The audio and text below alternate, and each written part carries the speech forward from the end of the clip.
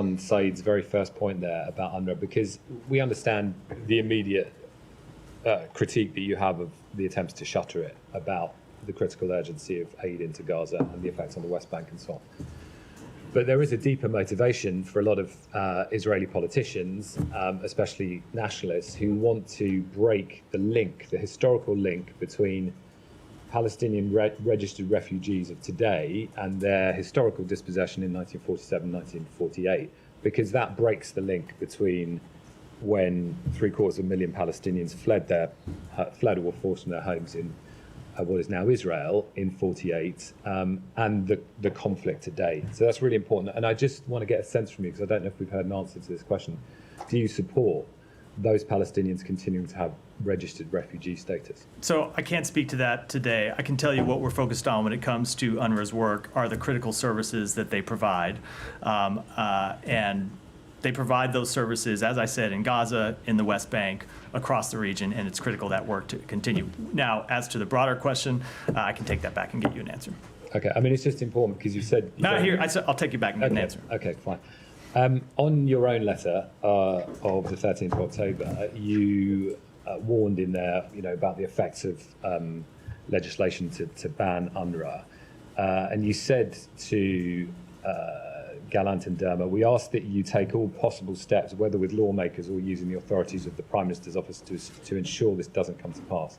I mean, that part, it seems they've already clearly ignored because the vote has passed. So they've had 2 weeks to work with lawmakers to stop it. They're not listening to you? The bill has passed, so... But you asked them to work with lawmakers to ensure this doesn't come to pass, so that part you've already lost on.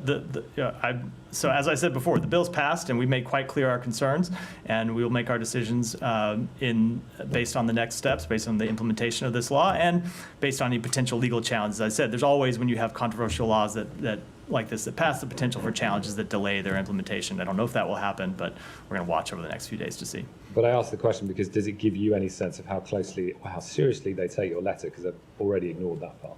Well, we're going to see, right? Look, I'll tell you, we've heard the Secretary speak to this. We've seen them already take a number of steps that we called for, and others they haven't taken yet. So we're going to we're going to look at the end of the 30 days and go through and see what they've implemented, what they haven't. So sorry, just let me go on this point, because that's your letter. In the March 28th ICJ order on the South Africa genocide case, in order 51-2A, I think it is, they say that Israel must take all necessary and effective measures to ensure, without delay, in full cooperation with the United Nations, the unhindered provision, to allow aid to get into Gaza. I mean, in full cooperation with the United Nations, or the country in question to then ban the primary UN agency that is responsible for that, does not seem like full cooperation. So I will admit that do not remember. I read that order when it came down. I do not have it in front of me and do not have the provision that you're looking at to study. But we have made clear.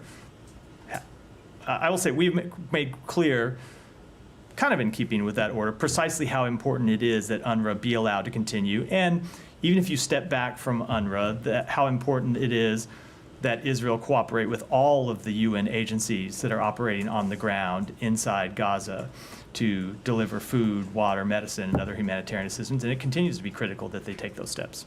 But you talked about its importance, but this is a key organ of international humanitarian law that has made this order this year in the midst of this crisis. I mean, do you back that call by the ICJ? We absolutely want to see humanitarian assistance get in. We want to see it get in through the other UN partners, and we want to see it get in through UNRWA. And just finally, on this airstrike in Bet Lahia you referenced, you talked about, the war's gone on for a year. Getting here came at great cost to civilians in Gaza, often the case when civilians are caught in the crossfire of conflict.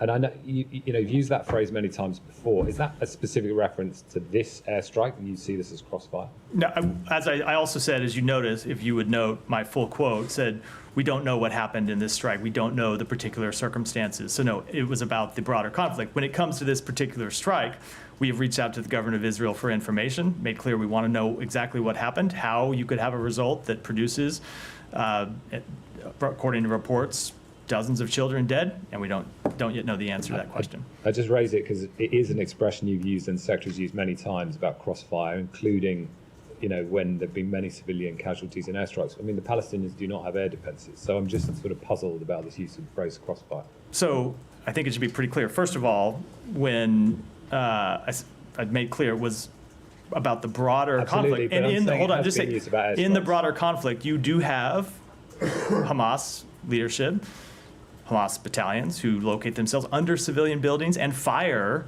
at Israeli forces from civilian buildings. Now, just to say, there are something, and that's crossfire, right? You have times when there are airstrikes that Israel carries out because they know that Hamas is located there. There are times they carry out airstrikes because they have IDF soldiers on the ground who are coming under fire from a particular location, and this is a standard military practice, obviously, and they call in an airstrike to take out that location because they have soldiers who are under fire from there. That's the definition of crossfire, I think. Isn't it a bit disingenuous, though, because crossfire would be understood to mean if civilians are caught in crossfire, you would understand that usually to be an accident on the ground because people are literally caught in crossfire. But using it to describe airstrikes when many, many civilians are killed feels misleading. I think crossfire means civilians caught between one military striking a terrorist organization or another military, or a terrorist organization striking a military, and that is what is happening in these incidents.